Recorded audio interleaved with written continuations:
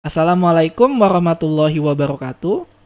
Pada kesempatan kali ini, saya akan melakukan pembahasan soal fisika yang berkaitan dengan percepatan sentripetal dan gaya sentripetal yang dialami oleh sebuah mobil yang sedang berbelok pada tikungan. Oke, untuk lebih jelasnya, kita bisa langsung masuk ke dalam soalnya. Bisa dilihat pada layar. Jadi pada soal ini sebuah mobil dengan berat 14,7 kN dan melaju pada kecepatan 13,4 meter per second tanpa ada gaya ke bawah, berbelok pada tikungan yang datar. Jadi kasus utama adalah tikungannya datar dengan radiusnya adalah 61 meter. Pertanyaan A, berapa besar gaya gesek pada ban yang diperlukan untuk menjaga mobil tetap pada jalur melingkarnya? Yang B, jika koefisien gesek statis antara ban dan jalan adalah 0,35, tentukan gaya gesek maksimum yang dialami mobil. Kemudian C, ini membandingkan nilai A dan B, apakah mobil berhasil berbelok atau malah tergelincir keluar lintasan. Nah, kemudian yang D-nya, jika kita ubah, awalnya tikungannya adalah tikungan yang datar, kita ubah kita miringkan tikungannya dengan sudut kemiringan 21 derajat. Tentukan kecepatan maksimum yang dapat dilewati mobil. Kemudian yang E-nya, dengan kecepatan pada soal D, jika tikungannya tidak kita miringkan, artinya tetap datar, apakah mobil sukses melewati tikungan atau malah tergelincir? Oke, kita masuk ke pertanyaan yang pertama. Sebelumnya kita tuliskan dulu apa yang kita ketahui. Di sini yang kita ketahui ada pertama adalah kita mengetahui adalah M ya. Massa mobil itu adalah berat ya, adalah 14,7 kN. Yang artinya kalau kita ubah ini sama dengan 14,7 kali 10 pangkat 3 Newton. Ini kita bagi dengan percepatan gravitasi yang 9,8 Newton per kilogram.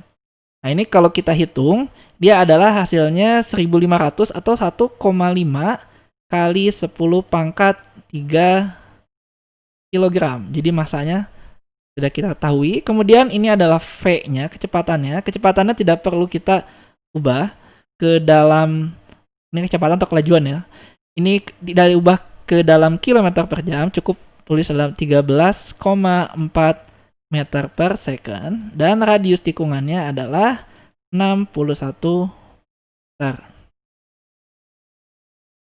Nah, sekarang untuk yang soal yang A, kita ingin tahu berapa sih gaya gesekan antara ban mobil dengan lintasan atau aspal sehingga mobil itu tetap berada pada lintasan. Nah, oke, kita coba gambarkan dulu diagram benda bebasnya. Ini misalnya mobilnya anggap aja benda titik ya dengan massa M. Nah, dia ketika berbelok dia akan mengalami, nah ini suatu gaya gesek statis yang arahnya ke dalam ya, arah radial, dan dia juga memiliki gaya normal N yang arahnya ke atas dan juga akan ada gaya berat mg yang arahnya ke bawah. Nah, melihat dari gambar ini dapat kita tuliskan bahwa N, nah ini akan sama dengan m G ya. N akan sama dengan mg, dan kita tahu bahwa gaya gesekan statis itu sama dengan gaya yang dialami oleh karena percepatan sentripetal, karena arahnya sama ya. Ini sama dengan F sentripetal yang besarnya adalah M dikalikan dengan A sentripetal atau V kuadrat kalikan dengan R. Dan kita masukkan saja nilainya di sini. Masanya adalah 1.500 kilogram. Kemudian kita kalikan dengan kelajuannya 13,4 meter per second. Nah, ini jangan lupa harus dikuadratkan. Kemudian kita bagi dengan radius atau jari-jari tikungan, yaitu 61 meter. Ini kita dapatkan Fs-nya ini akan sama dengan 4.415,4 Newton. Nah, ini adalah jawaban yang pertama. Soal yang B-nya adalah kita diminta untuk mencari berapa sih gaya gesek maksimum. Nah, untuk mencari gaya gesek maksimum, kita memerlukan koefisien gesekan statis yang sudah diketahui, yaitu mu s-nya adalah 0,35.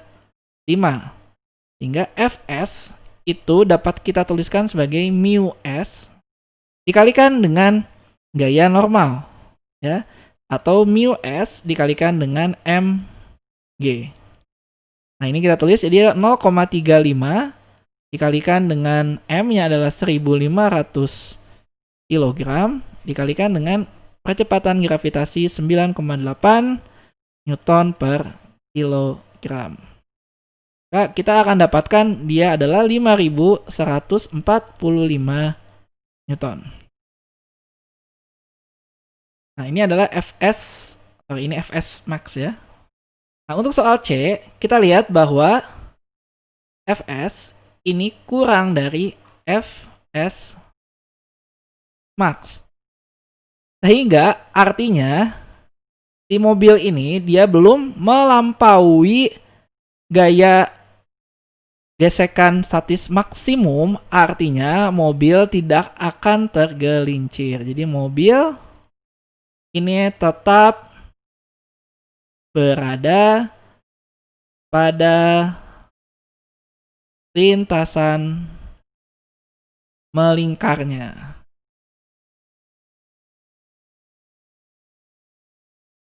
Nah, kemudian yang soal D, itu kita ubah. Nah, ini kita tambahkan kemiringan lintasan ya, kemiringan belokan atau kemiringan lintasan. Dengan theta adalah sudutnya adalah 21 derajat. Oke, untuk kasus ini kita perlu melihat. Jadi misalnya ya, ini adalah lintasannya. Nah, ini maka dia akan membentuk sudut theta ya.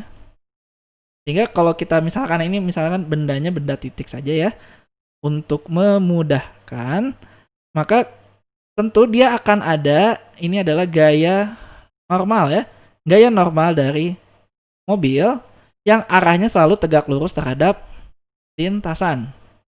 Nah, di sini tentu gaya beratnya tetap, gaya berat tetap adalah mg, dan ini adalah, kalau kita lihat ini theta di sini, berarti thetanya bisa kita pindahkan di sini.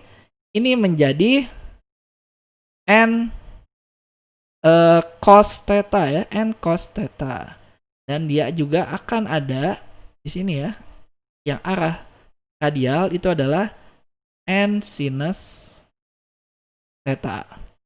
Oke, kita lihat dalam arah radial,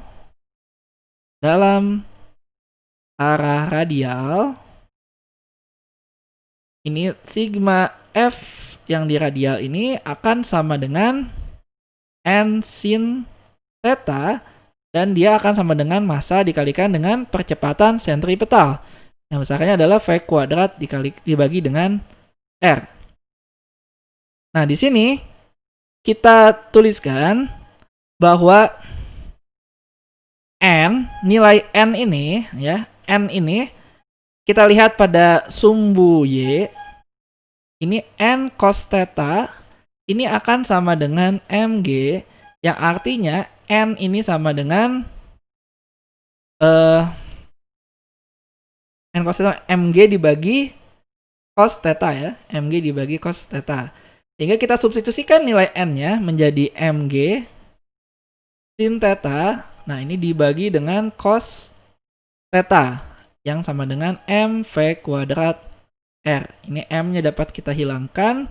Kemudian sin theta dibagi cos theta adalah tangen theta, maka kita dapatkan ini adalah G tangen theta sama dengan V kuadrat dibagi dengan R.